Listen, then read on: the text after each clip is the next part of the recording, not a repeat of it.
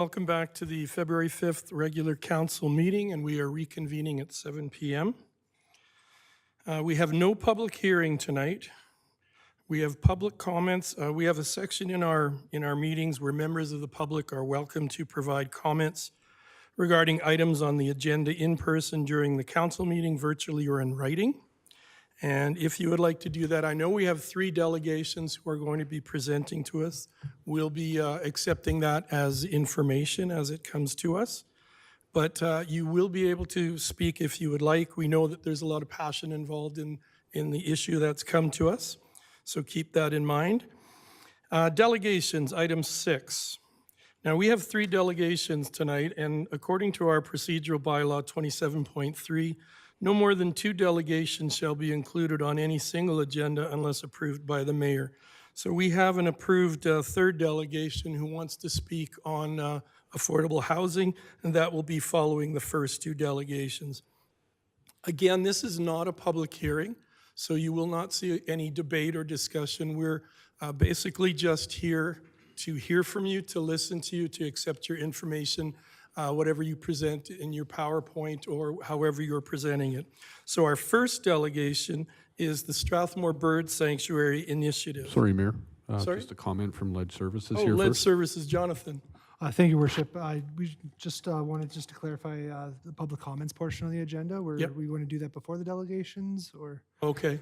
would you like to do that? Did you want them, is that the way it should be done Well, then? it's at the discretion of the chair. Okay, well, if there are any public comments now.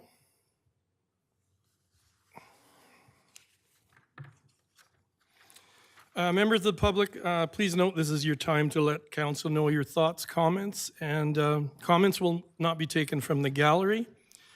Council welcomes public comments and questions, but we will not have any debate of that.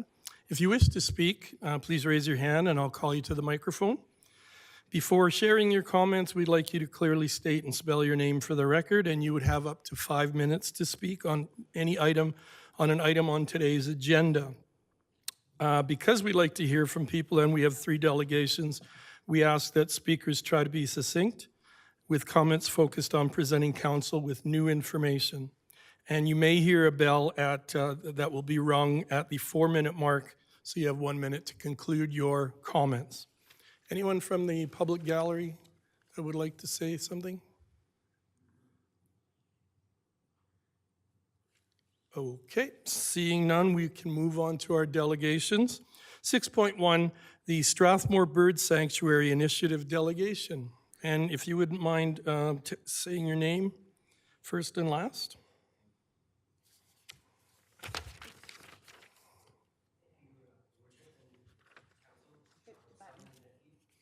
Should be a red button right there.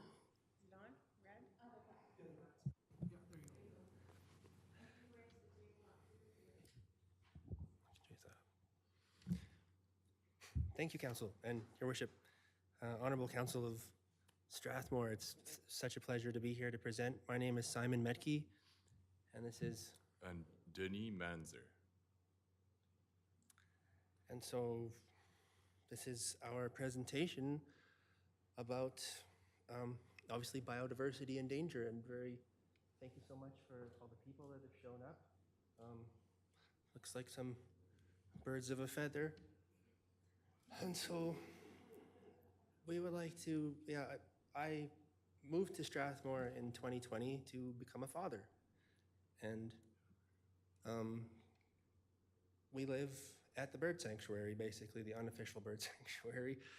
And it has been the most magical 4 years of my life living there, obviously raising a child. And seeing how amazing this place is and finding a town that's actually so beautiful and reminds me of Edmonton in my childhood where I grew up. And I'm one of the longest members of the Alberta Mycological Society. And what I've been mostly interested in my life is studying biodiversity. And so this place was obviously extremely magical for me.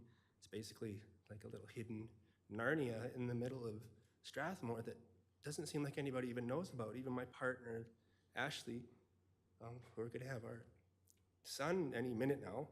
She's 8.5 months pregnant.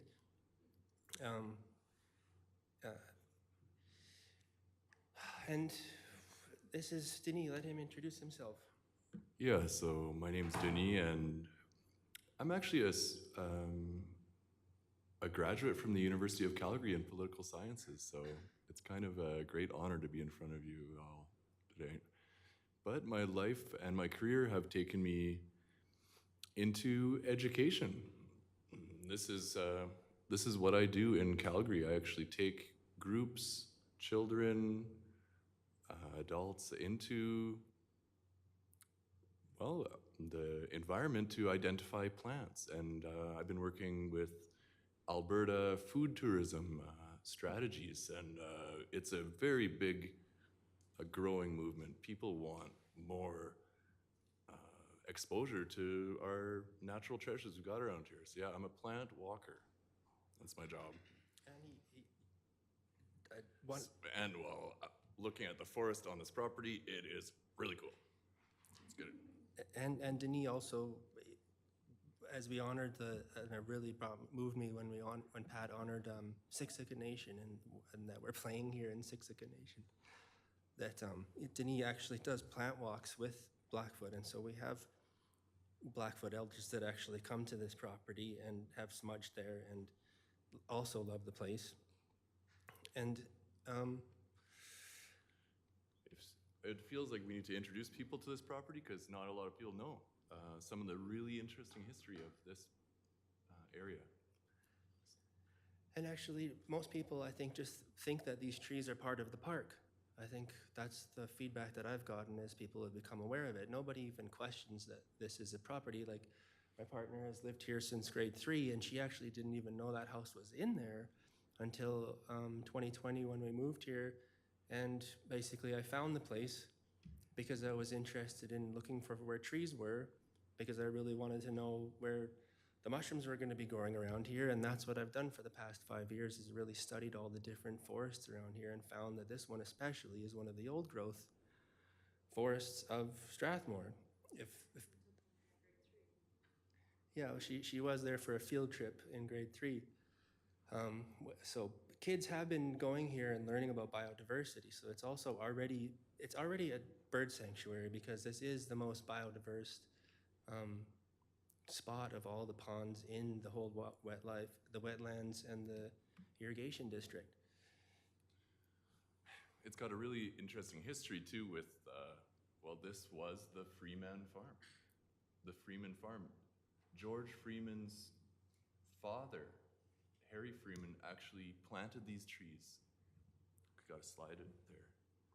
These trees were planted as, it's part of the CPR demonstration farm. So these are some ancient, really cool trees. As far as it goes, we read the Strathmore, the tree protection bylaw. I know it doesn't apply to these, but these trees are definitely so valuable. They are part of Strathmore's heritage. The older the trees get, the more established the ecosystem gets. So a lot of people think that, oh, well, this is just being built on already existing land. Well, I mean, yeah, everything's being built on already existing land, and this happens to be very biologically diverse land. Come and check it out. And people don't come and check it out because it's private, but a lot of people still do. We run into people in there, especially kids, wanting to come and hang out and build forts and stuff like that every single summer. And so we found this place empty and fixed it up and have been living there and studying the mycology and basically studying the medicinal properties of mycology, especially because that's what I'm really focused on, is how to quantify established ecosystems based on their medicinal value. And so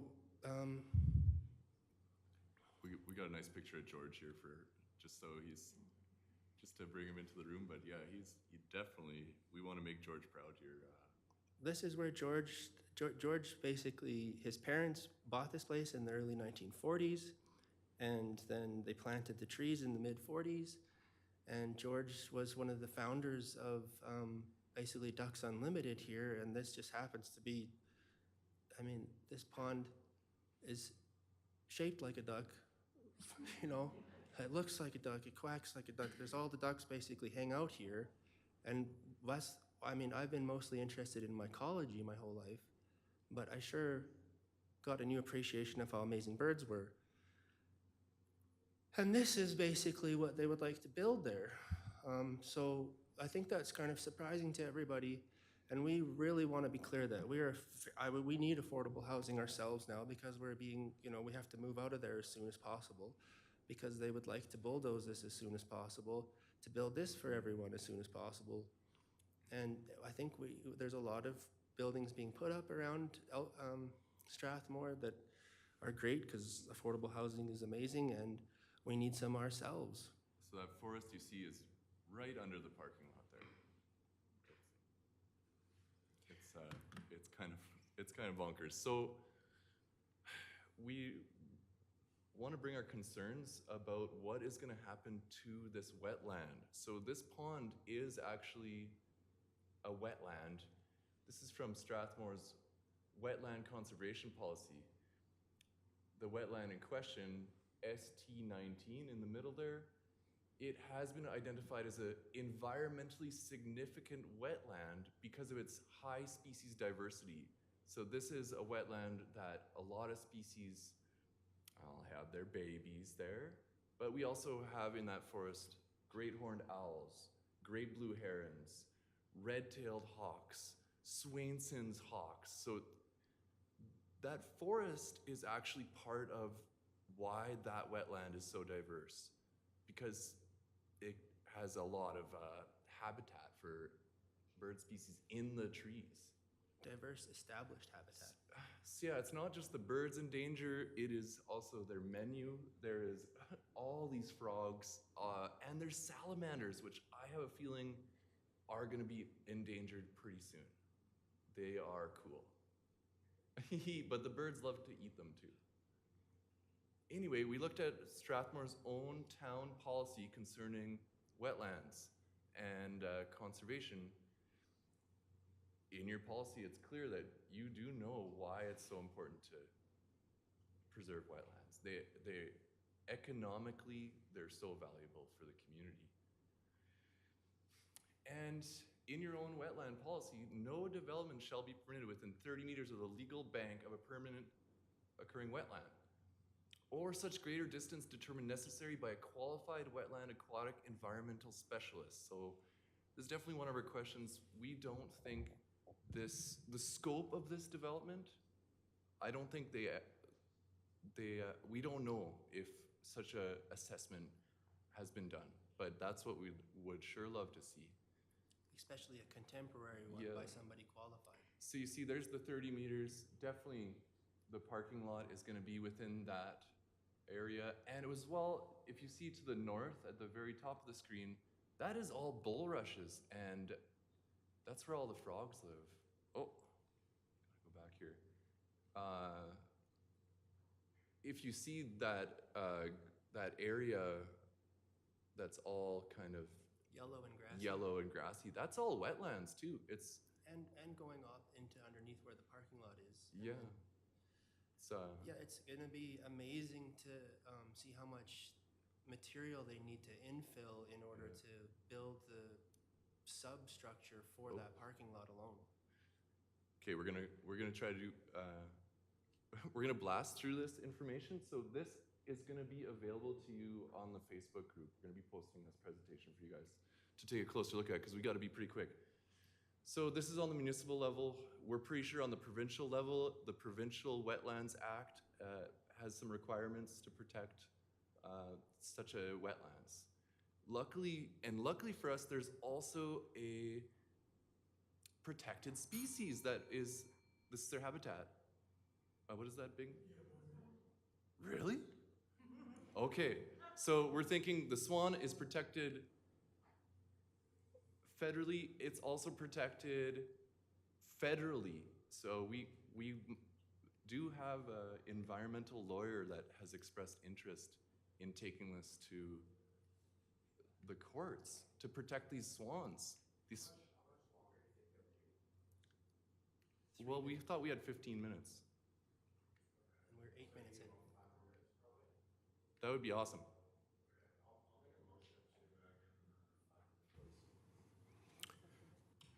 Thank you. We have a motion on the floor. Is there any discussion on that?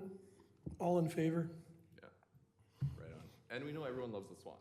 They're cool.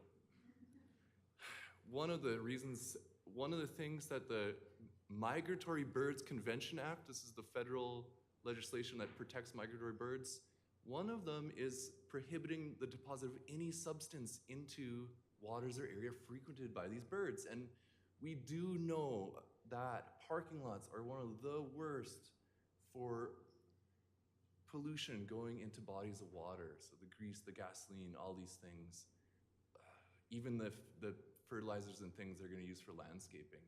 So this is definitely something we talk about. Here's some cool hawks, like, That's from last summer. These hawks were literally, I'm like 3 meters away from them. They're a pair basically hanging out, letting us photograph them. So there's a lot of birds that take interest in people as well. So it's very educational there. yeah, and any kind of effect to the ecosystem ripples up, right? These guys are soon going to be, they're going to wonder where all their food Go back went. 1 second. Oh, yeah. Whoops. That's the unofficial bird sanctuary sign. Yeah, that is on. Really cool stuff. So this forest is so important to why there are so many birds. If you get rid of this forest, there is a danger some of these species become extinct because they need these trees to make their nests in. They can become locally extinct.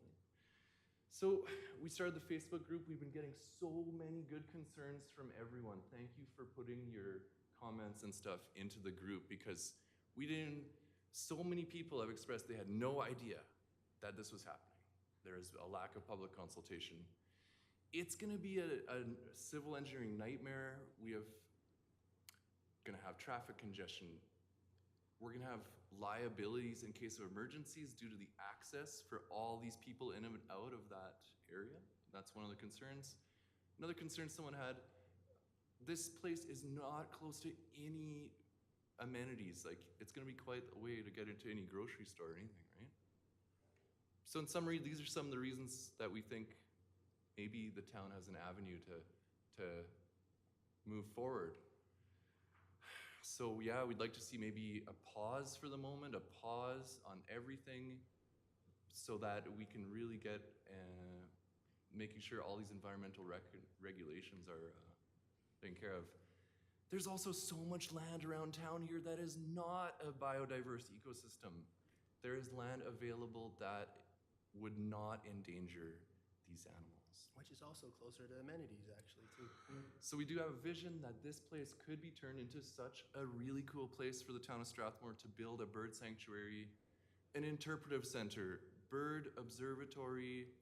You could have, of course, this would be a great place for education, bringing school groups, kind of thing. This is a very valuable thing for the young people to go see the birds. And actually, birding is it's a multi-million-dollar industry. When people come here to Strathmore because they are like, wow, let's go visit the bird sanctuary, they're gonna spend money at the local businesses. You know, it's gonna be a huge boost. What I've noticed is that a lot of people around here like birds, especially on the I Love Strathmore group. That's the main posts that people appreciate and don't get in conflict about. And this might even save money for the healthcare system. There's actually all these interesting studies how listening to bird songs can help with depression. And there's really science going on here.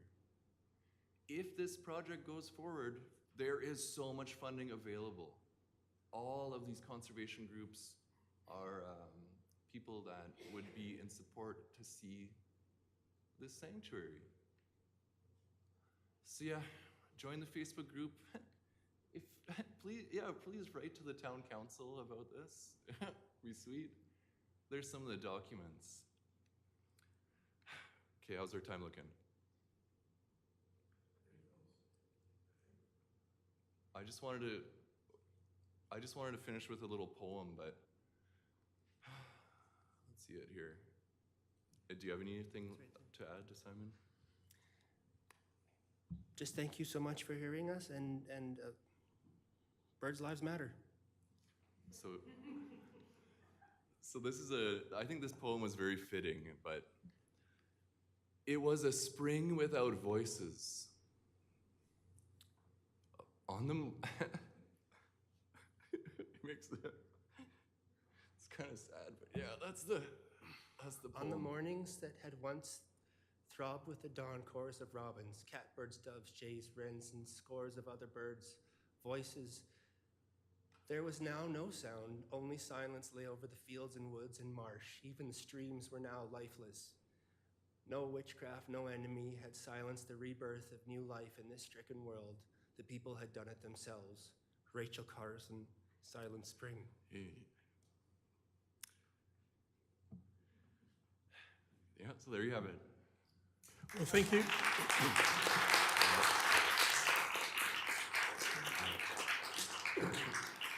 Thank you very much for your presentation, and thank you to the gallery who came. Once again, we will not be debating or discussing or asking questions. We're simply taking information and listening to your presentations. So we move now to item 6.2, Delegation Broad Street Properties Limited. And I believe we have one person coming remotely, and we have both people remotely presenting, Christopher Gibson and Rachel Ricard. Good evening and welcome. Good evening, Council. My name is Christopher Gibson, Development Manager of Broad Street Properties. Joining me today in our head office is Chris Mailman, our CEO, Rachel Ricard, our Director of Land Development, and Tim Sommer, our Property Acquisitions Manager. We appreciate the opportunity today to be here to introduce Broad Street Properties and share some details about our proposed development for Park Lane Way. So a little bit about our company. Broad Street Properties we're a family-owned company dedicated to developing and managing multifamily residential rental communities. Broad Street operates in over 32 municipalities spanning from Vancouver Island to Ottawa. Our portfolio includes over 16,000 units that's housing more than 32,000 tenants. As a fully integrated real estate company, we manage every single part of our process from dirt to door. This means from land acquisition to development processes, our in-house construction management and property management. Unlike other companies who build and sell, we retain and operate all of our buildings to ensure long-term quality and management. Each of our developments include on-site staff to maintain the property and support tenants' needs. We become an integral part of the community in every single one that we invest in, and we are committed to giving back to those communities. For example, we are actively seeking local organizations to support through contributions for the installation of such things as nesting boxes or other tangible benefits for migratory birds. So a little bit about the project. We'll feature 2 4-story residential buildings. This will be a total of 147 rental units with a diverse mix from studios to 3-bedroom apartments. Some key features that we will have is affordable housing. So 10% of the units will be designated affordable, and that will be secured on our title for a period of 10 years. We are also a pet-friendly company who ensures that the buildings can accommodate diverse pets. So some of the things we feature is a dog washing station in each building, as well as exterior dog runs. We also add in some community amenities. So residents can enjoy a range of amenities, including a community garden, indoor lounge area, gym space, and interior bike storage, just to name a few. And as well as I mentioned earlier, we have on-site management. So we have a rental office that will be located on-site to provide direct support to residents and ensure seamless property management. So it has been brought to our attention that there's been some discourse surrounding these private lands, some of it a little bit misleading and making assumptions about our development intentions. It's understandable that people might confuse uh, the Elmer Phyllis Gray Park with the undeveloped private property and assume that the entire area is protected. However, we want to clarify that this property is neither designated a wetland nor is it protected from development. Additionally, the lands to the west do contain the registered stormwater retention pond, which will remain untouched because it's not part of our development plans, nor is it part of that property. And just to close off, Broad Street prides themselves in building comfortable and caring communities with a host of help features and amenities and benefits. As a family owned and operated company for over 3 generations of experience, our commitment is to be one of Canada's leading service-focused rental management companies. So we are really excited to be part of Strathmore and bring them in as a Broad Street family member, and we welcome any questions that you may have. Thank you. Well, thank you for your presentation. We will not have questions from the council. It's basically this evening has been about collecting information and listening to the speakers, watching PowerPoint. So thank you again for being a part of this. And we move now to our third delegation, who is going to speak on the rental situation in Strathmore. And I thought it was a lady named Nell. Is that you? Thank you. If you wouldn't mind coming to the microphone and just introducing yourself, there's a red button there to press, or it should light up red. There you go. Thank you. Hello, and thank you very much for taking my last-minute delegation request. I really appreciate you letting me come up to speak. I have 3 letters, one from myself that I wrote, 2 from anonymous residents of Strathmore. So without further ado, I suppose I will just jump right in, okay? So I'm here to speak on the issue many families are facing in Strathmore right now. Strathmore is a beautiful, vibrant, growing community. Unfortunately, we do have an affordable housing issue. Strathmore boasts 10 schools and what feels like a playground every single block. We have programs for children of all ages, and these programs continue to grow and thrive. This attracts a lot of families to the area. All you have to do is log on to any Strathmore community page on Facebook. You can find so many posts asking about rentals and jobs. People are desperate. I'm desperate. What we really need is affordable housing for families like mine. My husband and I, like many families in Strathmore, we both work full-time. There is no reason why we shouldn't be able to afford a rental. However, the cheapest one on the market that I can find right now is a 2-bedroom for $1,800 a month. That's not including utilities, okay? Other 2-bedroom places are going for anywhere between $1,800 and $2,500 a month, and that's not including utilities. When we moved into our current address approximately 8 years ago, we were paying about $1,300, which was including utilities. We were struggling to find a rental then. We stumbled upon a friend who needed someone to take their lease. And the fact that we were struggling 8 years ago tells us that this has been an issue in Strathmore for just about a decade, if not longer. Our landlords are truly lovely people. They've supported us through a lot of ups and downs. They've always listened. They've always been super patient with us. But they want to sell, and I can't say as I blame them.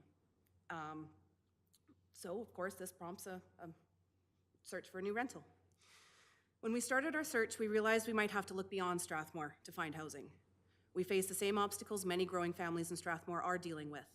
The cost of the commute, leaving behind established support systems, friendships, after-school activities. My son started a crochet group on Thursdays after school. It's grown so big, you might have seen him featured in Strathmore Now last week. That was my boy, okay? He started that, he did it, he's teaching kids. I don't want him to have to leave that behind. If we have to move out of Strathmore to find housing, he's gonna have to leave it behind. That's gonna break his heart, that's gonna break my heart, okay? Both of my children have established support systems that they need in order to thrive. They'd both have to start from scratch with school friends and their after-school activities. If we were moving to make our lives better through job opportunities and better support systems, that would be worth it. It's very frustrating to our family, as well as many others, that housing would be the reason that we would have to leave Strathmore. We need solutions for the lower income families. Commuting to and from Calgary every day for work is not a solution. Some families, like mine, only have one vehicle. Some families have no vehicle. Most cannot afford to commute. You can walk to anything in Strathmore, but there is nowhere to live. We have all these beautiful parks, programs, and schools, but our ability to house our residents is severely lacking. Not everyone has a job that pays them $100,000 a year. Some of us have higher education, but we were unable to break into our desired job market.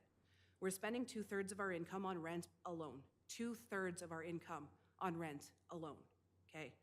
With 2 growing children and with the cost of living increasing, the ability to save any money to buy a house is a pipe dream. We are probably gonna have to rent until our children are no longer dependent on us.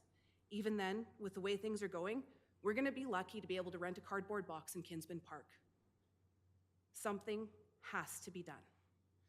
I understand that there are obstacles to bringing in low-income housing or programs to help growing families afford housing. I've come before you to hopefully bring you the perspective of those of us who cannot find or afford housing here. We work ourselves to the bone to be able to barely afford our rent. If it weren't for the kindness of family and a few close friends, I don't know where we would be. I know of families, mine being one of them, that have considered buying a secondhand RV and living out of that year-round. If that's something you want to do, great. All the more power to you. That should not be the only option that is left to us. Even if we find an affordable rental in Calgary, Chestermere, or Langdon, that does not solve the issue Strathmore has with housing. I know of so many people that are having the same struggles as my family. Having 2 full-time jobs and still unable to find affordable housing is a reality that a lot of families are facing. Moving out of the town that you have established yourself in is disheartening, depressing, and expensive. It's so hard on the children. When I looked on the FCSS Strathmore Strategic Plan website, one of the items on there is affordable living. In order to afford housing, utilities, and food, you need a job. Trying to find jobs in Strathmore is an uphill battle. Most of the positions available are entry-level minimum wage frontline jobs. At full-time minimum wage, no one can afford to rent a single-bedroom bachelor pad, let alone a small family home. Even if we were able to afford rentals, there is no availability in town. Landlords and rental companies in general are able to jack up the price of our rent because supply is so low and demand is so high. To be completely honest, I live with constant anxiety about what's going to happen to us. Is my family going to have to live in a hotel?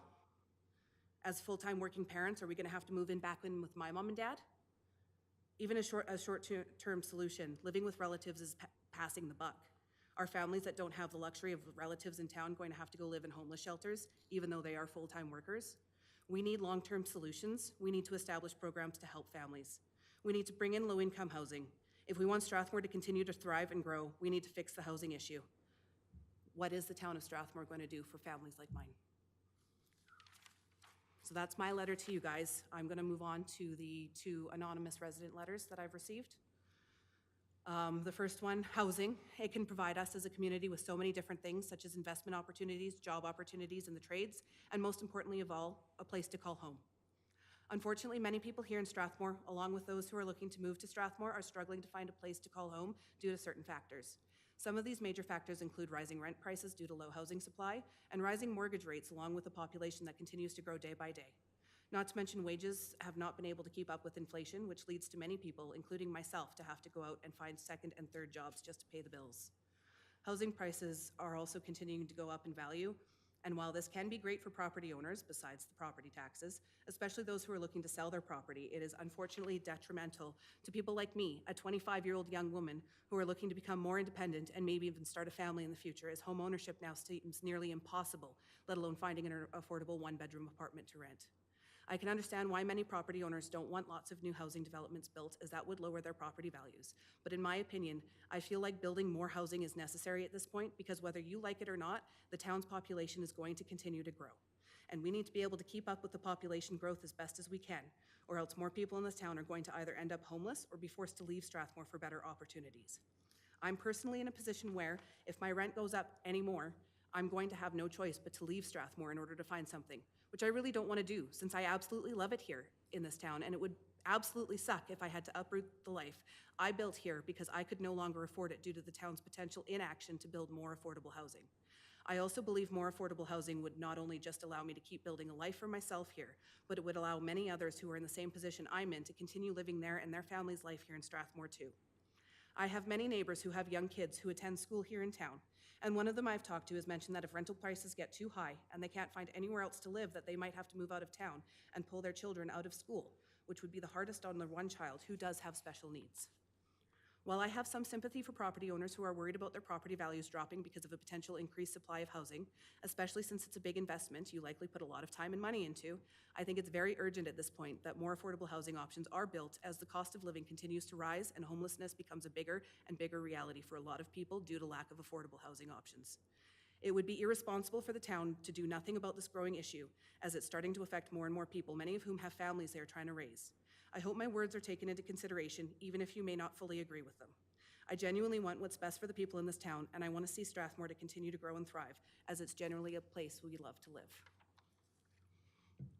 And the last one that I have was sent to me over Facebook, so I'm not being rude, I promise. This one was a little bit more angry.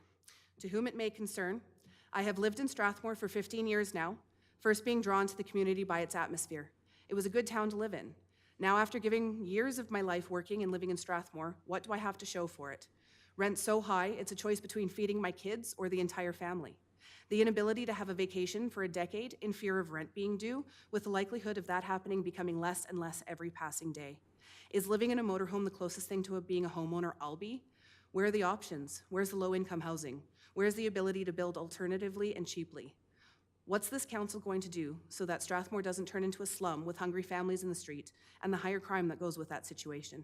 You want to make the landlords happy, but not the much more numerous and increasingly angry and desperate renters? Make it make sense. The RCMP has made a report in the last year titled Whole of Government 5-Year Trends for Canada, summed up warning that Canadians may become increasingly disillusioned and potentially revolt due to worsening economic conditions and declining living standards. Don't you want to do everything in your power to not be put into the people's crosshairs? Change is coming, and you can work with the people, or don't, and the change will still happen. Those are my three. That's what I've got for you. Thank you very much for listening to me. Thank you. Thank you for your presentation as well. And I'm not going to make any comments on tonight's other than the one thing I would like to say is that this council has worked really hard in the last few years to find more housing. And we have, I can tell you right now, we have 3 different multi-unit projects in different stages of development. So it's on the way, and some of those will have 10% affordable housing as well. So we are working toward it. It's in our strategic plan for the rest of our term, and we've been all pulling together with our administration and our planning department and infrastructure department. So I just wanted to mention that to you. So I'll turn now to Jamie to give us some final comments. Jamie, if you could just introduce yourself and just specify your title with the town. Sure. Jamie Dugdale, Director of Infrastructure, Operations, and Development Services. So I just wanted to share that we'll take away the information shared by the delegations tonight, and we'll share it with the Development Authority for consideration moving forward. Thank you. So once again, we thank you for coming tonight. We have heard your passion, we have heard your comments, and we'll have all this information, and our development officer and the administration will begin to look at everything. So thank you very much. So we'll now go back to and I hate to make you stay for the rest of this, so feel free to storm out of here if you'd like. We move now to item 7 with our regular business for tonight, which is the consent agenda. Are there any items from the consent agenda that councillors would like to see removed and dealt with individually in our discussions? Seeing none? I have a question, Your okay. Worship. I just have a question, Your Worship. On 12.1 on the Wheatland Housing Management Body letter, I think there is an ask at the end of that letter, but I'm just not sure to what level or if it requires to come back. And I sit on Wheatland Housing Management Body, but I don't know, I don't have the answer to that question. So it's just something that I just want to put on the senior leadership team's radar, that it might be something that, I don't want it taken off the consent agenda, but it may be something that we need to put on the agenda tonight. All right, thank you very much. So we're looking for a motion that would deal with the consent agenda. Councillor Peterson. I would move the council adopt the recommendations of the following agenda reports by omnibus motion. 8.1, regular council meeting minutes, Jan 22nd, 2025. 9.1, appointment of the designated assessor, Wild Rose Assessment Services. 9.2, arrears properties tax auction request for extension. 11.2.1, Community Futures Wild Rose Board Package, Jan 9, 2025. 12.1, Wheatland Housing Management Body Letter to Council, January 27th, 2025. Thank you for the motion. Is there further discussion on that? Seeing none, all in favor? And that motion is carried. We move now to, always got to remember I do this right. 9.3, Financial Reserves Policy number 1817, which is on page 40 of your agendas.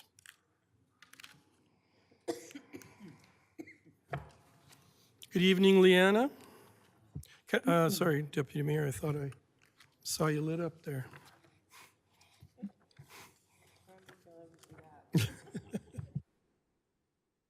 Are we good to go? Yes, good evening, Leanna. We look forward to your presentation and your report. Okay, well, thank you, Your Worship and Council. It's a tough act to follow with all three delegations in front of us. Leanna, if I could just get you to pause, we're having a little trouble hearing you. So Okay, we're going to see if we can, Is that better? yes, that is way better. Thank you. I closed the door of my furnace is running. I guess that's a good problem to have, that my furnace is working and I have heat in the house. So I'd like to start off by thanking each of you for your diligence on ensuring that we are continuing to follow our strategic plan. I know that you've had to face some difficult decisions over the past couple budget cycles, and I do not see our economy rebounding soon to assist in our budgets. As stated in the background of the council report, in 2023, council approved the Operating Capital Reserve Policy 1817, which provided financial targets or optimum funding levels. During the 2025 budget cycle or budget process, council approved an annual repair, maintenance, and replacement or RMR 1% funding, which equated to about $160,000. This transfer goes straight into our asset replacement and rehabilitation capital reserve. The amendment to the financial reserve policy supports the continuation of our asset management strategy by clearly identifying reserves to purchase new land to invest within our community for our strategic opportunities. Administration is recommending that we update our financial reserves policy 1817 to enable council to transfer from this reserve to offset years where there are extraordinary snow events that do not have funding within the operating budget. That is for the addition of the snow reserve. But then we have to support development of this reserve in the years where there's a surplus from snow removal. The funds would be transferred from our operating budget to the reserve, and then we'd be able to draw from them from the reserve in the years where snowfall has been higher than normal. As I discussed with council at the committee of the whole, administration was also updating the attachment to the policy to include capital reserves for fire capital and the sports center capital. Those are not new reserves, only adding further information to further define the purpose and funding sources of these reserves. Administration is recommending that we update our financial reserves policy 1817 to enable council to transfer to reserves. My apologies, I have copied the paragraph twice here in my speaking notes. So just to offset the year for the snow reserve, and then administration is also recommending a new reserve for land capital to ensure that we are clear and transparent on how we how any surplus funds or transfers from sales of any current land are earmarked for strategic land purchases. Council had identified that the town needed to develop a more robust land strategy, and this reserve would be for the funding of any of these strategic land purchases. Does council have any questions? Any questions for Liana following her presentation and the information package we received? Deputy Mayor Wiley, then Councillor Peterson. I'm ready with the motion. Thank you. Councillor Peterson, did you have a comment before the motion? Just a question with regards to that council has identified the need to develop a more robust land strategy, and the reserve would be for the funding of any of these strategic land purposes. And I was just wondering if Liana wanted to speak to that, because that's certainly a question I had arising out of our agenda from the public tonight. If she wanted to speak to that or speak to it at a future time. I'm sorry too that I only got the question an hour ago. I would like to either have Director Jamie Dugdale answer that question or CAO Scoble. And thank you, Liana. Both of them have spoken to it before, so I'm very happy to hear it tonight or at a future date as well. Thank you. So through the chair, so the premise of a land reserve is to, again, put money away for future land projects. When you build a new arena or you build a new fire hall, part of the project cost is the land acquisition, right? So the premise behind this is to have money in reserve to put towards strategic locations of the land, because you may buy the land for the new arena or the new fire hall many, many years in advance of actually building the project. So the other idea behind it is, should the town be selling land, the proceeds of that would go into that reserve as well, so that you've got some money in the bank, so to speak, to put towards future land acquisitions. So, it will, again, you need to procure the land many years before the project actually happens often, but it also keeps the cost down of the land. So if you're buying, for example, if you're buying land now, it's reasonable assumption that if you build something in 10 years on that land, if you hadn't bought the land, you'd be buying more for the land at that time, right, with appreciation in real estate. Councillor Peterson? I really appreciate that, and it's something that you have, and to be fair, Councillor Mitzner have hammered into our heads over a significant amount of time that we've been on this council, and creating that larger reserve is also a risk mitigation, especially with the kinds of things that we're facing from our southern border in terms of being able to pivot if we need to, and adapt more strategic processes. And in light of what we heard tonight about additional housing and the pressures that people feel are coming to bear within societies, especially in growing communities, and also in environmental stewardship, that it can be utilized for conservation efforts or sustainable practices that are identified in our strategic plan. So this is something, Your Worship, that I am very much in favor of, and aligning ourselves with corporate social responsibility, with enhancing our brand recognition as Rural Reimagined. I'm very much in favor of this, and thank you, Liana. Thank you. Councillor Langmaid, did you have a question before Deputy Mayor's? I do, if that's okay.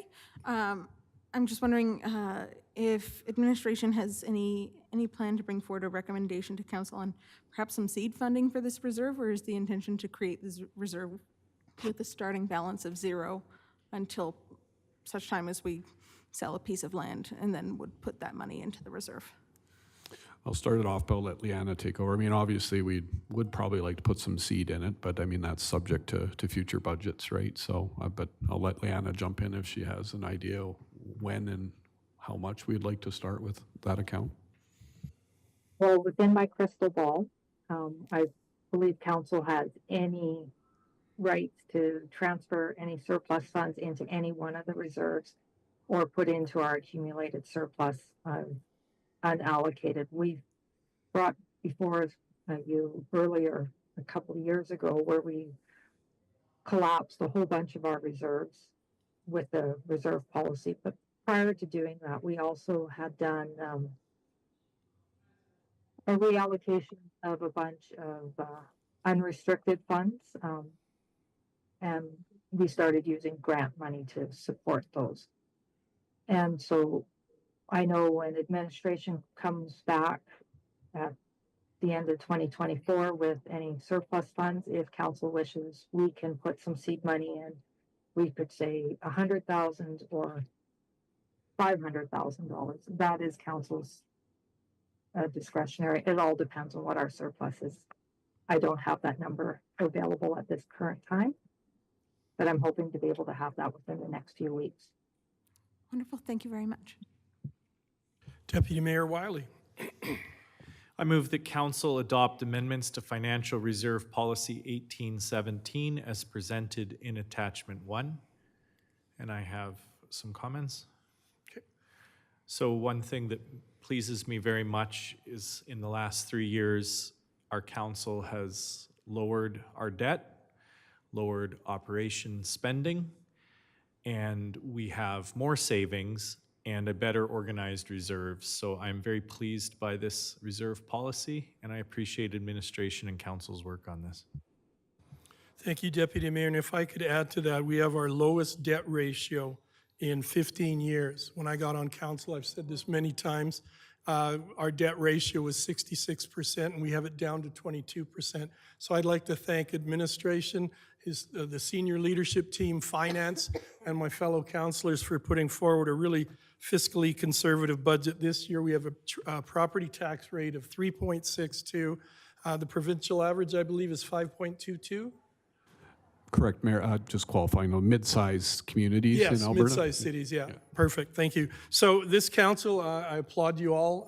Who knows what's going to happen in 2025, but this group has really pulled together to do a solid job on the budget. So if there's no further discussion, I'll call the motion. All in favor? And that motion is carried. We move now to 10, bylaws. Chief Administrative Officer bylaw, amending bylaw number 24-24. CAO Scoble. Thank you. I'll introduce it, and Jonathan can provide any detail, but simply this is a housekeeping amendment for best practices. So, I've worked under many different CAO bylaws, and I've never seen a bylaw where the CAO can buy and sell land at his or her discretion. So this is actually taking my authority away, which is a best practice. So. Thank you. Does anyone have any questions for CAO Scoble, as in, did you buy anything recently? We're looking for first motion for first reading. Councillor Wegener and the Deputy Mayor Wiley. I move that council give first reading to bylaw number 24-24, being the Chief Administrative Officer bylaw, amending bylaw. Thank you for the motion. All in favor? Motion is carried. Deputy Mayor Wiley. I move that council give second reading to bylaw number 2424, being the Chief Administration Officer CAO bylaw, amending bylaw, and I wouldn't mind speaking on that. Absolutely.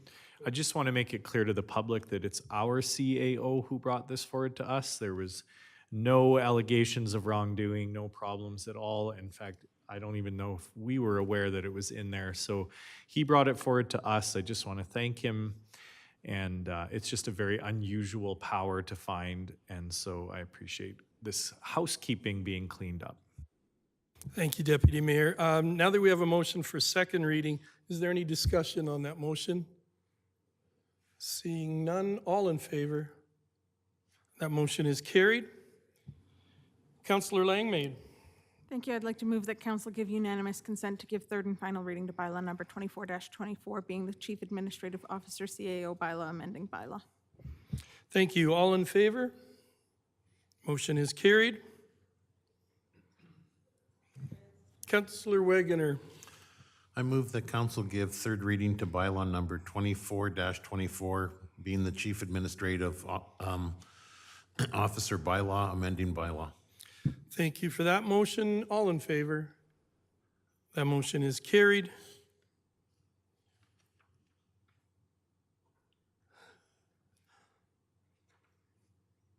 Wasn't that for unanimous consent for third and final reading?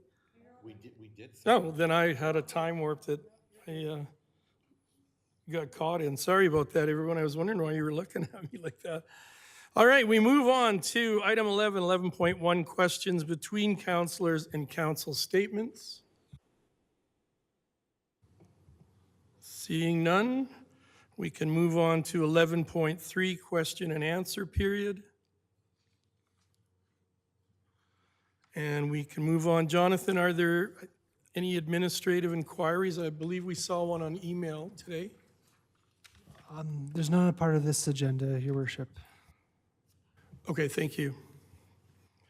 11.5, notices of motion. We have none, Jonathan? Thank you.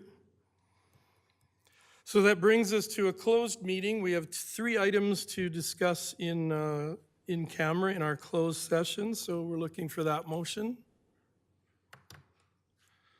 Councillor Peterson? Your Worship, I think we have yes, sorry. I would move that council move in camera to discuss items related to Section 24B, subsection I of the Freedom of Information Protection of Privacy Act at 7:55 p.m., 13.1 strategic planning, 13.2 council CEO dialogue, 13.3 comments as per Councillor Wagner's motion at the beginning of the meeting. Thank you. All in favor? That motion is carried. Does anyone need a quick break?